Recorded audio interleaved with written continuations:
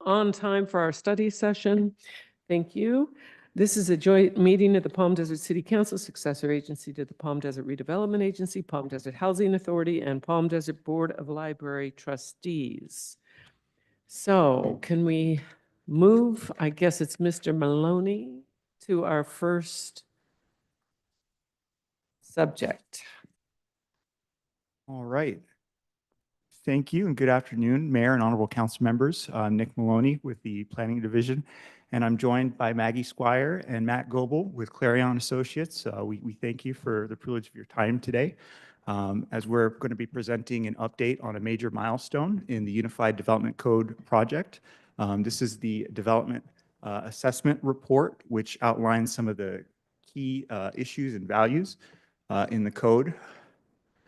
But before we delve into those details, I'll just give a little bit of more of a background just as a refresher on why we're here. So development within the city of Palm Desert is regulated through several ordinances of our municipal code: the zoning ordinance, the subdivision ordinance, and the grading ordinance, as well as a couple of other miscellaneous ordinances.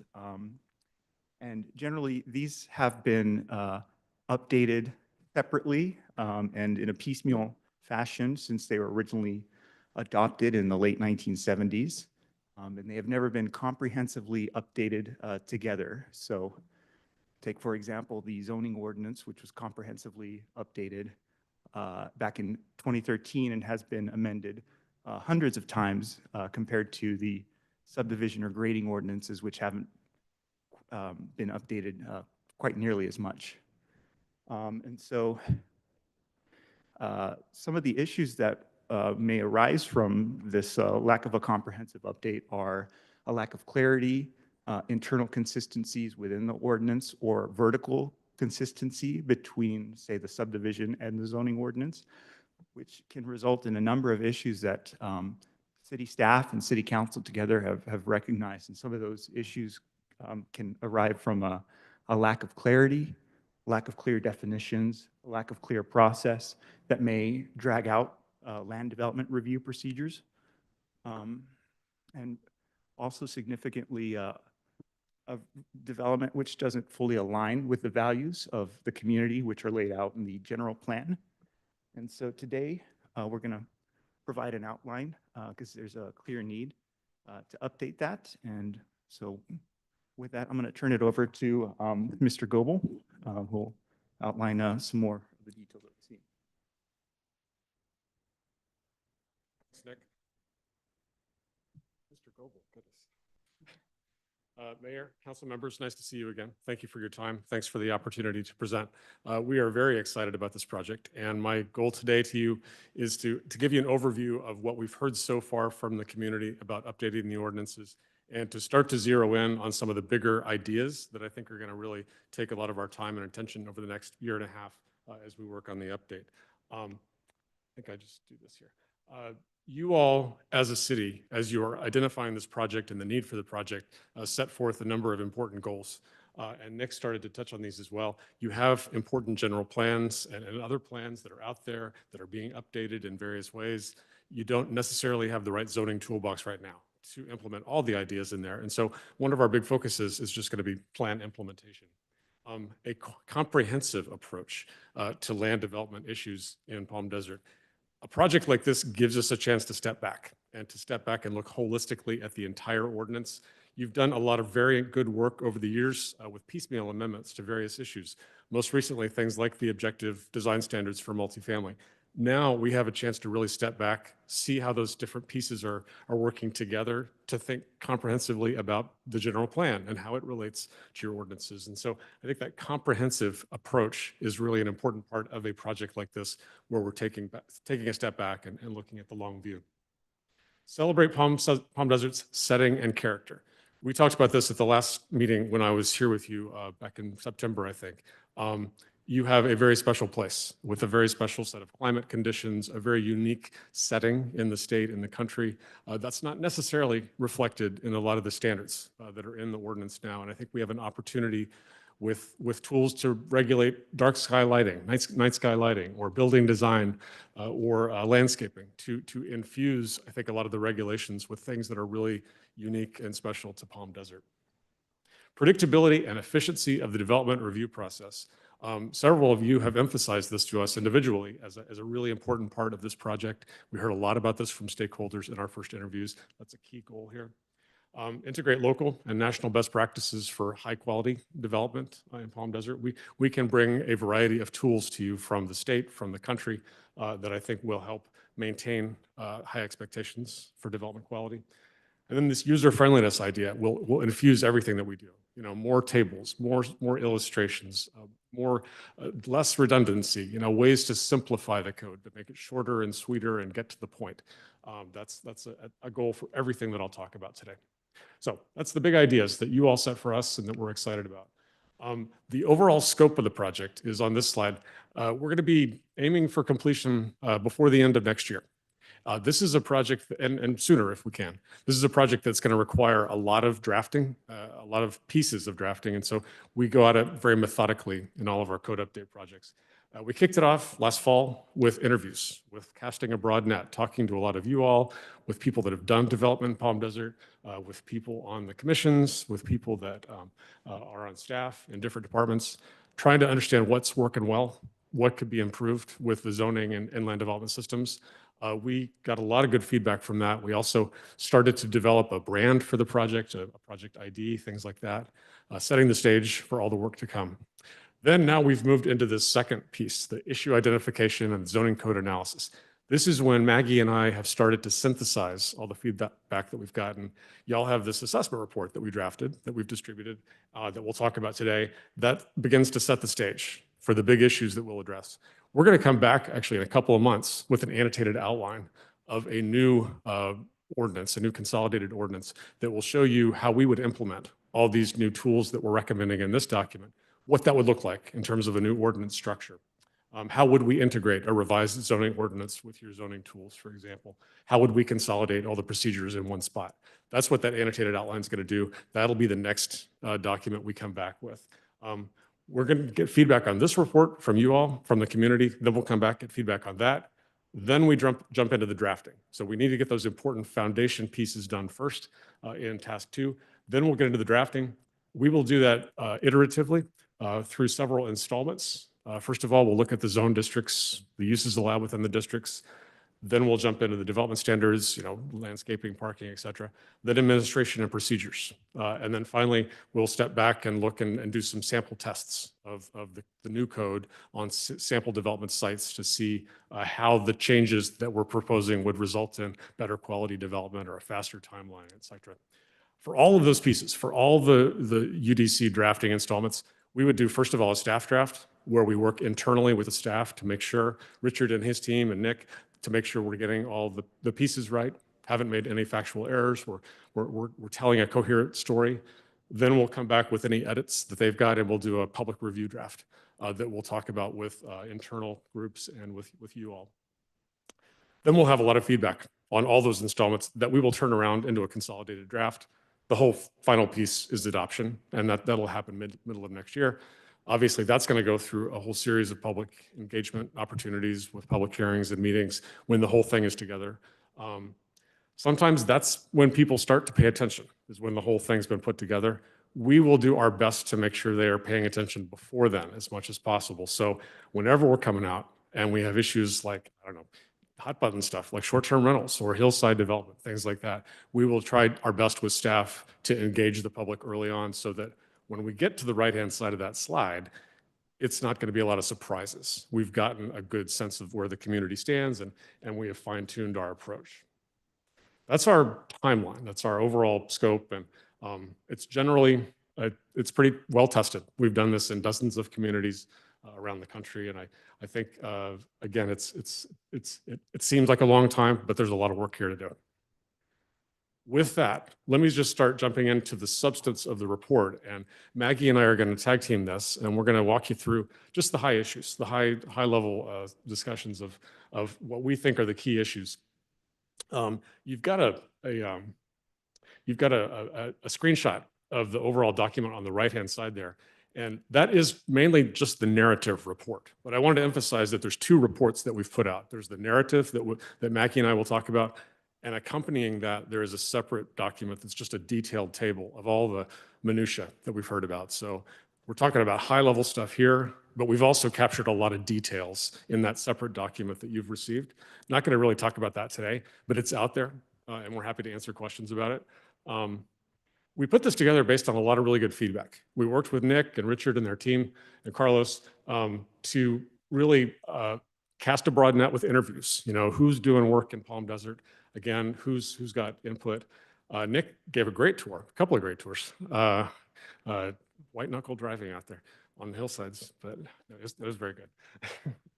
But we saw a lot of issues in how they play out in action. And we saw El Paseo in different times of day, and we saw, you know, different areas of the community and what are being perceived, you know, as maybe really good success stories to replicate and areas of opportunity. We did a survey online. We got some good feedback from that. And then we did our own independent review and analysis of all the regulations. So we developed this assessment report that resulted from all that review. It is organized around themes. The themes are summarized on this slide. These are the way I like to think about these projects, because you got to be methodical and you got to have buckets into which you drop all these issues. Otherwise, it can be a little overwhelming, you know, for everybody to process, even us, and for the public to understand. Definitely, you have to be able to have a story that you're telling people to make them figure out how the zoning issues that they care about fit into the larger story. So Maggie and I are going to walk through these, we call them focus areas, and just give you a few slides for each one of these to tell you kind of where we think the project should go for Palm Desert. And I will kick it off with streamlining the development review process, because in the city's RFP, what we heard from the city staff and leadership originally was that this was a key part of what y'all were hoping to see with the project. I think there's an opportunity to step back and rethink the way that procedures are structured internally, and to think about efficiency, and to think about how can we get the small stuff through faster, and to think about doing a better, you know, distinction between what we consider small stuff in Palm Desert, what we consider big stuff that needs to go up to the Planning Commission or City Council. Right now, you've got a document that organizes your procedural types by who does what, who makes the decisions. I think we can think through alternative organizations, like organizing procedures by type. You know, is it a legislative amendment?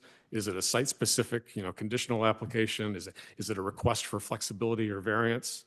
We can think through a better organizational system. We've done this a lot, that I think is more intuitive. We can then summarize the results in a table like the one you see on the slide in the middle, where we can very simply call out who does what. What are the responsibilities of council? What is Planning Commission, ARC, et cetera?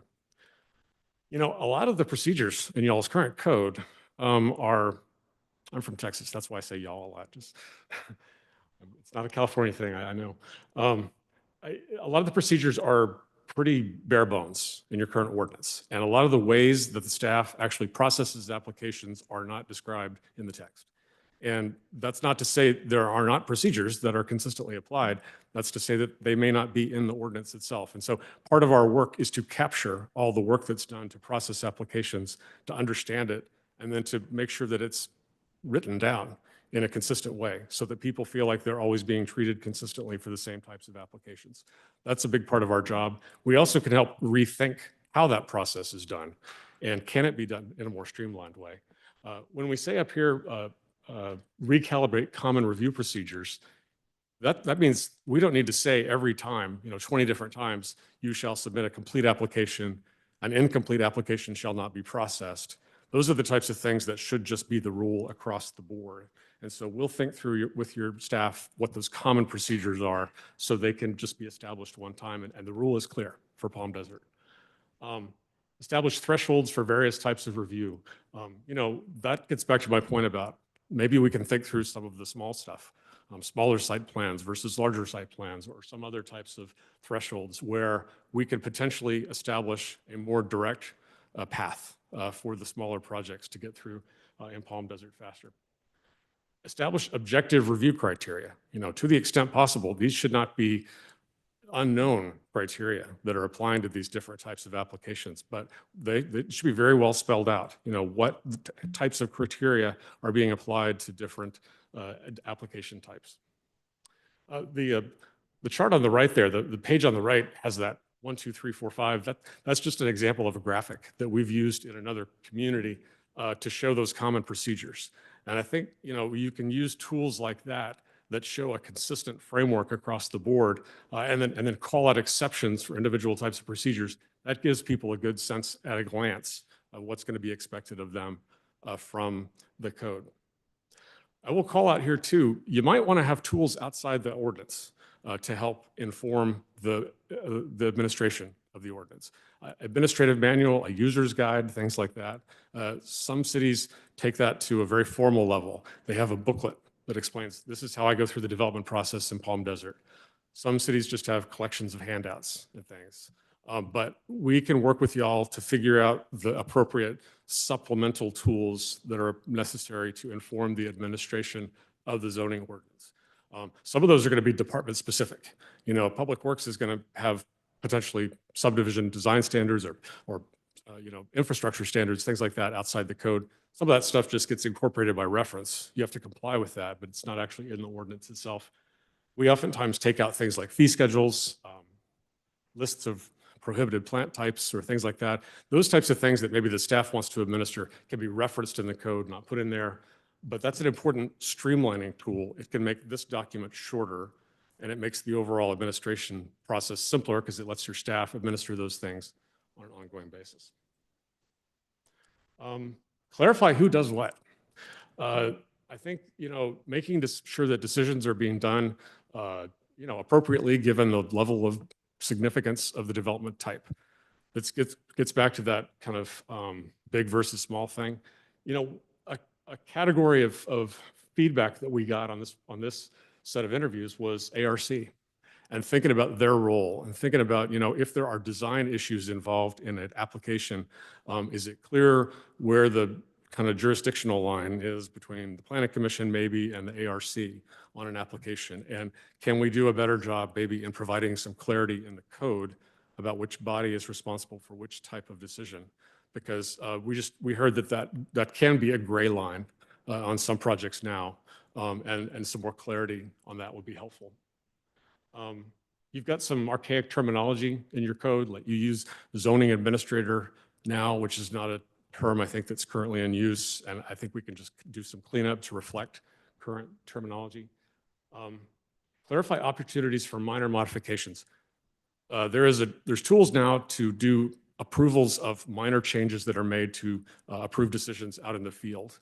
I think we can take that concept and maybe expand it a little bit to many communities allow minor modifications to development applications even before there's approvals, subject to standards. So maybe you can approve minor modifications of number of required parking spaces, you know, up to 5 or 10% of a deviation, say.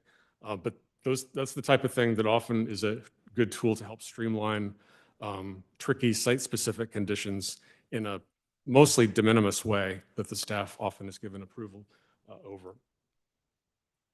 All right, subdivision procedures is a whole category that I won't go too deep in here. This is a place where your staff has already been doing a lot of good work in the background. There is a draft revised subdivision ordinance that contains a lot of edits that y'all want to see. Our job is going to be to pick up the ball and move it forward as part of this overall coordinated effort. So we'll just be working to accomplish all these ideas here on the slide. If something's redundant, you know, we'll try to reconcile that, simplify that. We'll reconcile these procedures with all the other procedures in the code. You know, you got a lot of opportunities for simplification when you combine zoning and subdivision. You shouldn't be defining similar terms the same in different ordinances, for example. So we have an opportunity to achieve a lot of those types of simple, common sense things. As part of this subdivision, you know, effort, there might be expansion and clarification of dedication requirements. So there's some substantive things that we'll talk about as we get down into the weeds on that ordinance. But for the most part, the staff has done a great job of getting that teed up for integration with this project. So that's a lot of work on procedures. And what I propose, Mayor, is if we could just get through the presentation once, get all the ideas out, and then we come back for questions. Does that work? Works, unless is there anything that can't go unanswered? Okay, let's go. Thank you. Okay, I should have clarified that. We talked about procedures, who does what. Development standards is our blanket term for just quality. So it could be, how you lay out the site, how you protect sensitive environmental areas. It could be vertical. It could be building design. It could be how you use a site, landscaping, et cetera. We've got a few slides here that call out some of the bigger issues that were raised in this area. View protection.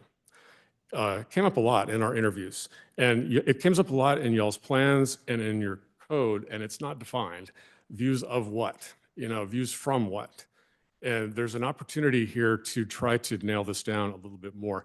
And you can't entirely nail down a view, but we can be more specific about the resources that we're trying to protect. Are we talking about just a scenic gateway to the city, maybe, that could be more attractive and needs landscaping and building design controls to improve this foreground view of an entryway? Are we talking about views of the hillside, in which case we might be talking about design standards on the hillside that restrict development up there? Are we talking about views from the hillside of looking out over Palm Desert? So there's just a lot of ways that could be configured in a code and regulated. And we've got experience in a lot of those, but we are going to be working with John Kaliski and architects on the hillside ODS. Yeah, I was at the work session like 2 weeks ago, I guess, on that. And we're going to be working closely with them to integrate the work that they do to ensure that the grading piece of that is integrated into the new code. We can inform each other's projects on that. And also that this view protection piece gets more discussion and reconciliation. For the most part, their piece is going to focus on that hillside development and those standards, which will help protect the views of the mountains from the city. And then our piece is going to be more working with staff to look at scenic corridors maybe, or views within the city, and giving you tools for that. In your prior general plan, our understanding was that there were some scenic corridors identified already. I think the 2004 plan, but those have not been carried forward in the most recent iteration. And so there's a conversation to be had there about, do we want to carry some of those forward, rethink that idea of how scenic corridors had been designated? Is that something you want to give more teeth to as part of this effort? So that's kind of how that will play out with our work. It's the identification of views can be a little tough. It can be subjective. So just that methodology piece, is going to come up. Different cities do it different ways. California communities have a range. I live in Denver. We have a mountain view protection ordinance. They designate public parks as the vantage points from which views of the mountains shall not be infringed. Austin, Texas, where I went to school, they have a lot of view corridors of the Capitol, and you shall not infringe those views of that building. So there's just different methodologies out there that we can explore with y'all to determine what is it we're trying to achieve here. But you got some gray areas, squishy areas in your current ordinances, and that view reference is one. And we heard criticism that, well, people just rely on that to say no sometimes when they just want to say no. And we need to actually give that a little bit more meaning. How much meaning to be determined. Modify site design standards. For all these categories, it's kind of similar to the view thing. We have to think about, but it's a little bit more defined. We have to think about how to revise the landscaping, the building and site design standards, outdoor lighting, to understand better the purposes for which you're regulating these issues and what it is that you want to see with new development moving forward. You have tools in place for a lot of these elements. We can take them to the next level. In particular, outdoor lighting, we heard from several people needed to be strengthened. You don't want to have a lot of uplighting from commercial areas, taking away that, creating a glow that takes away that night sky. You have accessory site features came up actually a lot in our meetings. Things like solar panels, things like public art can be required on a project, but they're not necessarily required and discussed early enough to be looked at holistically with the rest of the site design. So is there a way that we can kind of think about the procedure of a site design more holistically so that those aren't afterthoughts in terms of where do we throw on the solar panel, but how is it thought about earlier where those should go? those were interesting comments. And I think we need to just talk with you all about how to integrate those ideas earlier in the discussion. Parking and loading, I haven't said much about that, but these projects provide an opportunity to step back, rethink about how you require parking in Palm Desert. Many communities in these projects have just said, we're just going to let the market do that. We don't need to have minimum parking requirements. Other communities have scaled back maybe in just certain areas. I think, do you require parking is something that to provide feedback on. How much parking? There's also certainly tools for design of parking areas, et cetera. So that whole parking piece is a big part of the land use discussion. Building design standards. How does it look? This is a part of that. It's an important part of the character discussion in Palm Desert. What do people think of do they think of the El Paseo? What do they think of areas outside El Paseo? And how does that contribute to this image of Palm Desert? And what are we looking for? Are they requiring things that really suggest a desert influence? You have gone a very strong step forward with your objective design standards for multifamily in terms of thinking about how to be more clear and specific about design. We can take that ball and run with it for other types of design for other non-residential. For example, I think for other commercial, I think that's an approach that even if it's not required by the state, we can try to be more objective and specific with a lot of design issues. I do think that document really sets the stage in a great way. I know that you've got more objective design standards coming for downtown and for Hillside. And so we need to link up with those as well. I think integrating building design menus and options is important. I don't think anyone is looking for a hard hammer here. I think they're looking for the code. We didn't hear that. We're looking for the code to identify and set a high expectation for level of quality, but then maybe provide menus and options in different ways for people to meet that level of quality. So we're all about flexibility and design issues, especially, and saying, here's the purpose of what we're trying to achieve. Here's some good examples with photos and illustrations, but then let the applicant work with staff to really achieve a high quality for individual projects. All right, that's a lot from me. I'm going to pause here and give it to my colleague, Maggie, and she's going to carry us through the next few topics. Thank you. So Matt took us through how development proposals move through the process of review and what those developments eventually look like on the ground. I'm going to talk to you about where these regulations apply in different districts and what uses can ultimately be developed. So today, Palm Desert currently has 17 base zoning districts, and the majority of property in your community is zoned for some type of residential development, whether it's a planned residential district or not. And then there's also a group of commercial and industrial districts, 2 districts for your downtown, and 2 special districts. And then finally, 13 overlay districts. Now, we didn't hear feedback that this is a massively broken system, so we're not anticipating a large overhaul of your existing base zoning districts, but rather a fine tuning of what's already working to make it work even better. And so from the highest level, we want to make sure that the regulations you have in place today are implementing Palm Desert's general plan. And so we want to minimize the unpredictability that is associated with some of the planned districts that are currently applied throughout the community. 65% of Palm Desert is actually currently in a planned district, which means there aren't necessarily base standards. And while this provides a nice level of flexibility for developers and property owners to get creative with what they construct, it doesn't leave the city with a strong baseline of here's the minimum of what we're asking for.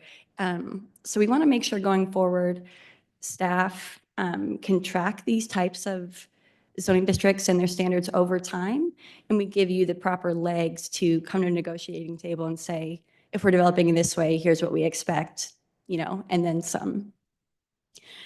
From a commercial standpoint, that might mean making sure that there's more opportunities for mixed-use development in your planned commercial districts as they redevelop. And in your residential plan districts, that might mean providing something of a quote unquote toolbox that developers could come in and have baseline standards for different housing types that they then mix and match. And then more broadly across all zoning districts, we want to make sure not only does everything align with implementation of the general plan, but potentially taking a closer look at the existing dimensional standards that are on the books. That would be building heights, building setbacks, and making sure that the type of regulations in place today are going to result in the type of buildings and site design you want to see ultimately down the line. And as Matt said, we know that JKA is also working on some downtown ODS standards. Changes to those downtown districts would then be merged and aligned in the Unified Development Code going forward. As for overlay districts, these are the additional standards that can be applied to different properties throughout the community. And we really want to emphasize cleaning up these overlay districts to improve the community's understanding of where and how they apply. So we noticed today, many of them aren't actually represented on your online map. So really low hanging fruit. If it's applied on the property, we want to make sure everyone knows where that's applied. We want to clarify the housing overlay district standards to make sure that they align with any state regulation that has been passed down and are also reflective of the new multifamily and mixed use ODS. And then also, in the event that any of the existing overlays are not applied, we'll discuss, is there value to keeping them on the books? And if not, considering retiring them. So once we have that in place, we're going to talk about land uses. So literally, for what use could the property be developed? Palm Desert, I would say, is ahead of a lot of communities in that you already list your existing or allowed land uses in these matrices that are easy to navigate.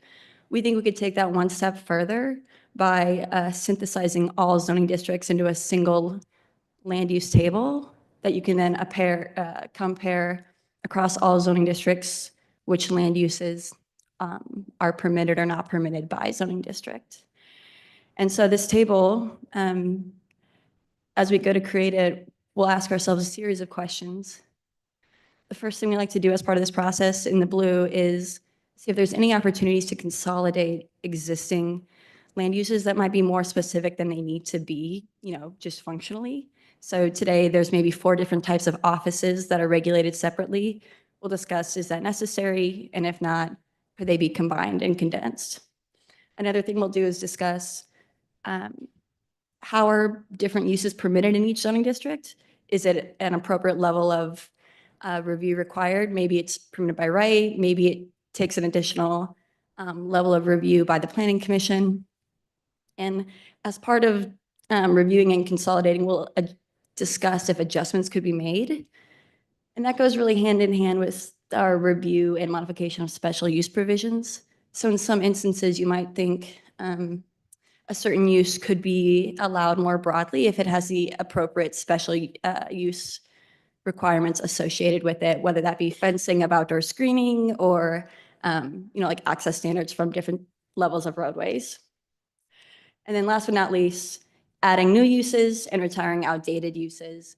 Depending on the community, there are certain uses that are arising now or in the future that we just want to make sure are on the books so that you're ready for them when they come, whether that would be something like a data center, or I noticed you don't have like breweries as a specific use. If they're popular here, it would be helpful to identify them. And then really the heart of all this, as Matt pointed out at the beginning, is we want to make sure the document is user-friendly, not only for the staff that use it every day, but for the average property owner who just wants to know if they can build a deck on their back porch, you know what I mean? So not only will we be incorporating graphic elements and tables that make it more visually appealing, but making sure everything is defined clearly, making sure that there's no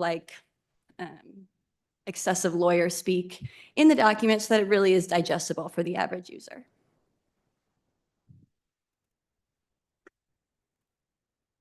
With that dig at lawyers, I'll come back up.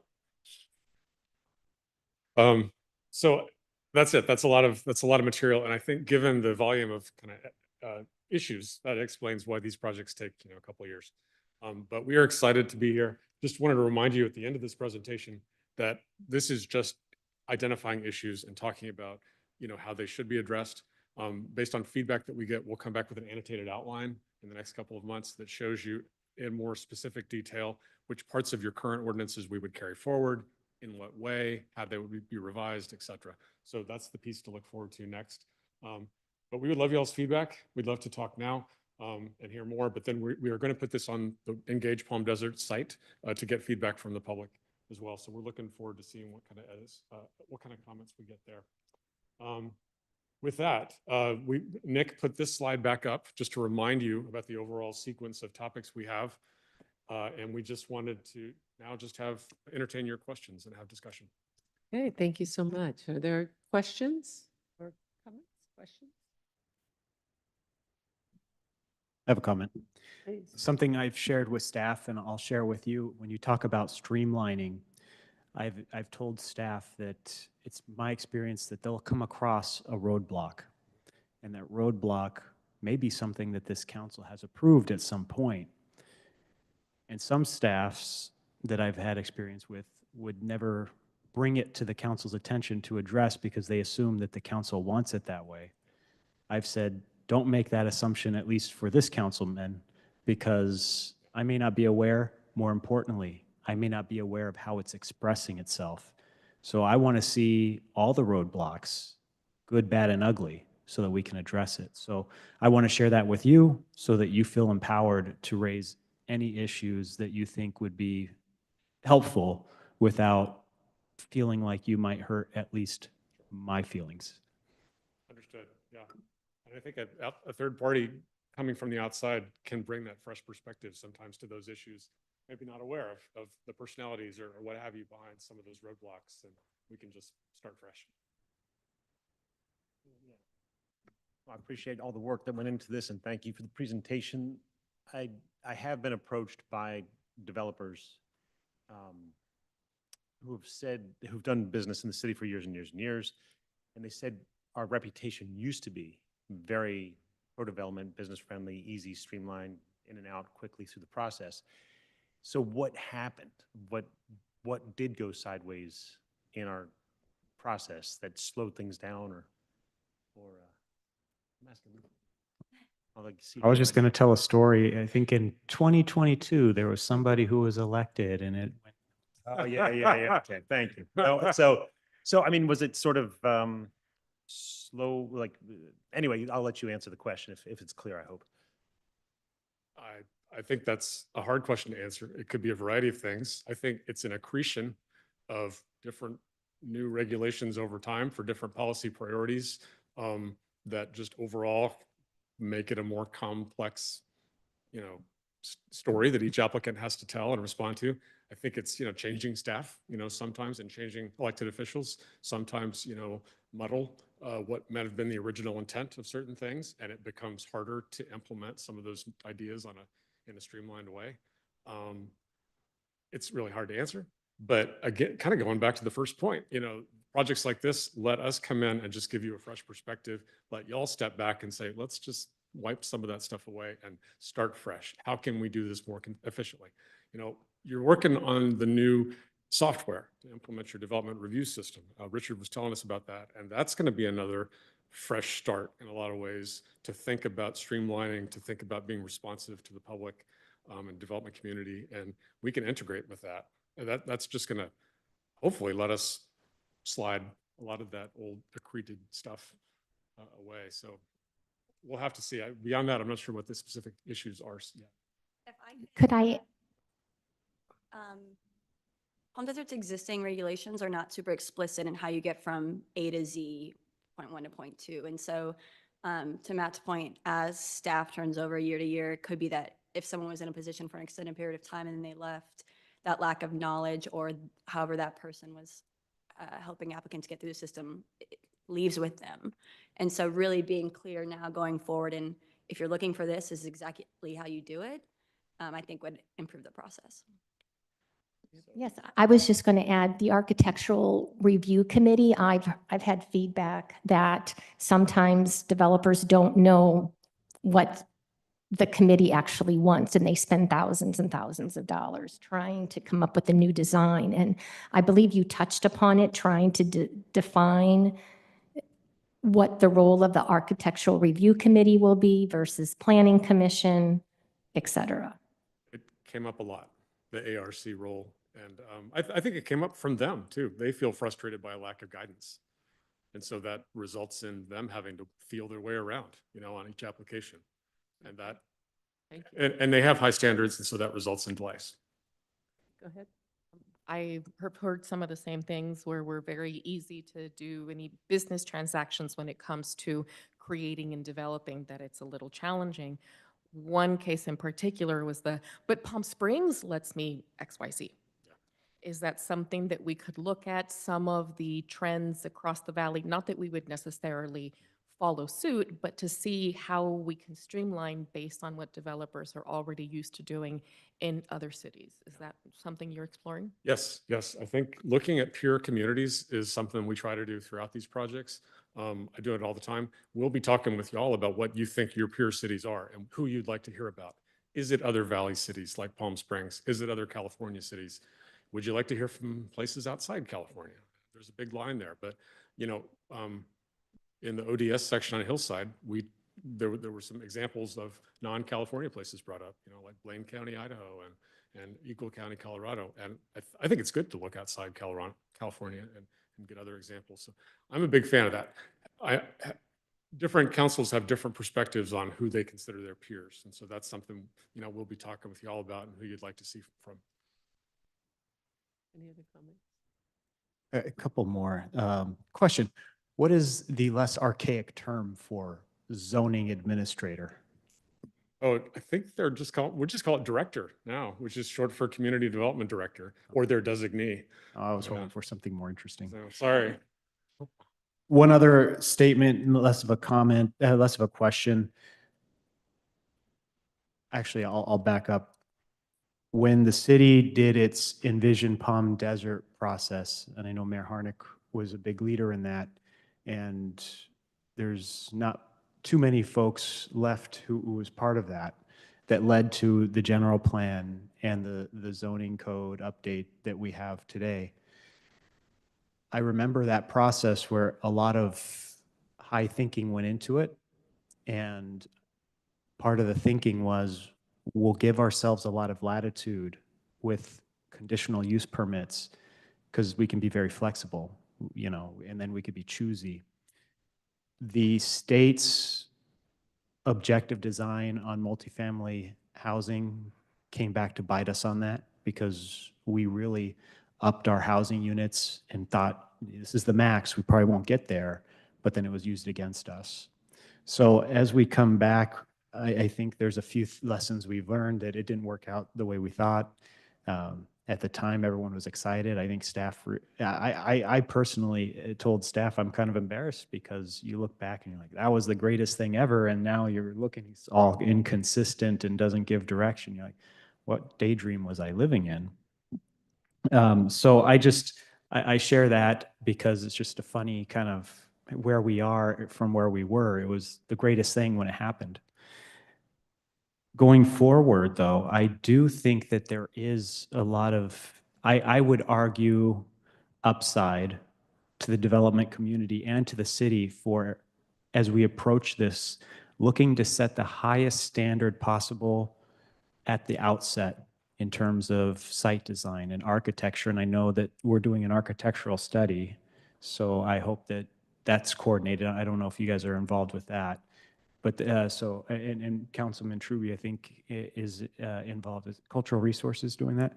So whatever that study yields might give some indication for architectural standards we want to set. Where I'm going with that is, to the extent that we can, I would like to set a very high bar and increase the amount of by right development that we allow. Just set the bar high, make a fair playing field, let developers come in and let staff do their jobs and get projects done. So that's not something I have specific ideas on. I just directionally something that I would hope we can move towards in this process. I have a couple comments. That daydream you were talking about, that was before Sacramento became overbearing. So it wasn't really, at the time, it was right.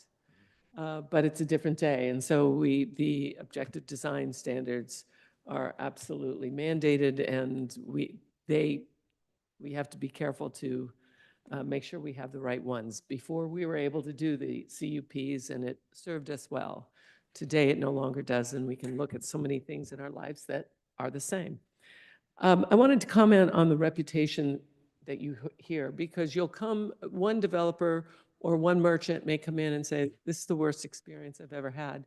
The next person comes in and says, I would rather do business with Palm Desert than any other city. So it's their unique perspective and their unique experience. Our job, and what I know we all want, is to give them all the best experience and, like you say, get from point A to point B as easily as possible. And when you talk about the user-friendly descriptions and codes and process, that's what we need. Less of the, what some people, when they talk, and I want to go like this. Because we don't need this. What we need is this. I appreciate very much when you talk about the views issue, because there's so much ambiguity. And unfortunately, it winds up in some very emotional moments for whether it's a homeowner or the city or whatever, because there's so much ambiguity in what is a view, and there's a thought of who owns the view and those sorts of things. So we do need the specificity regarding views, and I appreciate that that's something we need to tackle, and thank you for pointing that out and bringing it to everyone's attention. So those are just a couple of things. I love the user-friendly. I love getting rid of all the extraneous words. And, isn't it Mark Twain who said, I'm sorry this is so long, but I didn't have more time. So we need to condense. We need to make it easy for people. And I appreciate that's where we're going. I know it's a big process. It's a lot, but we'll get there. And, back on the general plan, we've worked on general plans, and we piecemeal it sometimes, and we'll find a need to tweak something. So we've worked on this big picture, and then we tweak these little things, and it doesn't then align well. Additionally, we work on a general plan that we are mandated to update, and then we get passed down from Sacramento. And by the way, here's what we're telling you we are overriding your general plan that we've told you to do. Now we're going to tell you we've got a better idea than you have. So we have to deal with that as well. So I appreciate as much as, and I think Councilmember Pradetto has it right. Let's make sure we have the ODS in place, but really high standards. And I think that protects us well with that. I just want to make sure, the way I'm kind of running through, it sounds like the code is written in such a way in the standards that a new staff person cannot come in on our side of the counter, on our side, and easily navigate it. So it's creating confusion from our staff. In other words, if an experienced staff person has left who had been there 10, 15, 20 years, they could easily navigate and walk a developer through it. New staff person comes in and it's just, okay. We saw that with the Hillside, because a lot of our staff and a lot of our council members weren't familiar with the process that has over the years been gone through to protect those hillsides like they are. So I appreciate that. And it is not lost on me, at least, that I am a generalist. I work to develop a standard and a policy, and the experts are those people who work and get it done day to day. So a lot of times we'll come up with a policy and then we create conflict because the experts, who are the team inside the walls of City Hall, know differently. And then it becomes fragmented and we get little pieces here and there. So now it's time to bring it all together, and I thank you for doing that. Are there any other comments or thoughts? Okay, right. And back to your point about the views, Mayor, I agree that, preserving our views are very important, but it is ambiguous, right? I mean, from my viewpoint, I think it's important if you're, on El Paseo, for example, you can look up and see our beautiful mountains, or if you're here, you can look out and see our beautiful views. That's what I think of when we talk views. And I wasn't sure, are you also talking about a residential development and maybe views of the lake view, or is We have Yeah. to be careful. People who own property have a view from lot line to lot Lot line line. and straight up. Okay. That's their view. that's, So we have to be careful, but I appreciated what you said, that there are cities where they say from a public park. right. So Or the view corridor, and El Paseo is an example. Fred Waring's a great example of the view corridor. So there are many of those. So once we kind of lock that down and you narrow down what that means, that's going to be helpful to so many people. And we'll take the emotion out and give pure facts so that people can operate from that.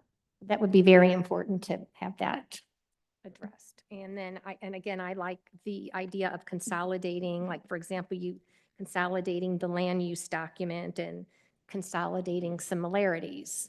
And then also, again, having graphic elements to make it more user-friendly. So when you're not just reading words, you get a graphic element to show someone what's being described. So those are my comments, and thank you. Okay, thank you. Anything else? Thank you so much for, this is like, Big. I feel like there's an expression about, I know it from a different language, but marbles in a washing machine. So now you're going to have to calm them all down and get them in order. So thank you and good luck. Haven't heard that. Final Thank you. point I was going to add is all of this makes it also ADA friendly when you're able to go make the Oh, yeah. checklists and really helps out. So on the other side of things, as an ADA advocate, thank you for that. It'll really help simplify. Okay, thank you. Is there anything else? Or we have 3:30 closed session? Correct. So like at 3:30, we'll be back to put us back into action. We have a few minutes then, everybody.